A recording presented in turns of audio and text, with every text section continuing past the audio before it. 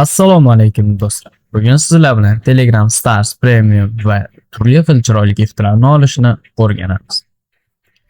Men juda ko'pdan beri ishlatib kelayotgan bitta botimni sizlarga hozir ko'rsataman. Mana juda ko'p starslar, NFT giftlar hamma yoqda olganman. Buning uchun bizga kerak bo'ladigan bir dona bot bor. Qidiruv qismiga star kerak bot deb yozamiz va birinchida chiqib kelgan botimizga kirib olamiz.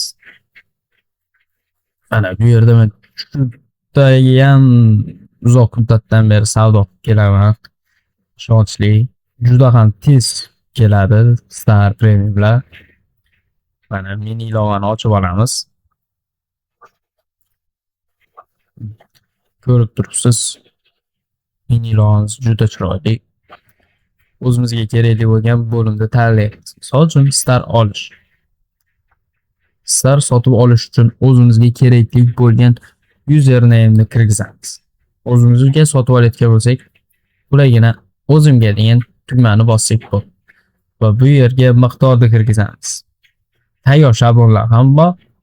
Eng ozi 50 ta. Ularga yozaverasiz. Misol uchun 500 ta, 5000 ta, 50 ta, 100 ta ketaveradi. Hozir 50 ta. Va to'lov usullari karta, balans, payment, uzundan to'g'ridan-to'g'ri o'tsak bo'ladi.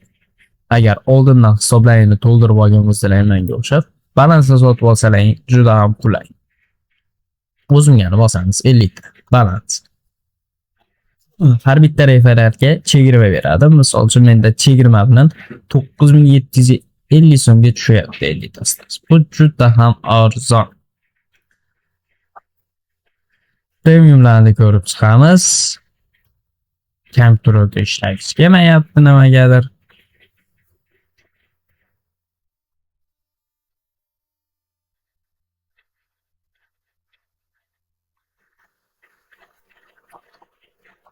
Ilovaga qaytadan kirib ko'ramiz va bu yerda mana premiumlar.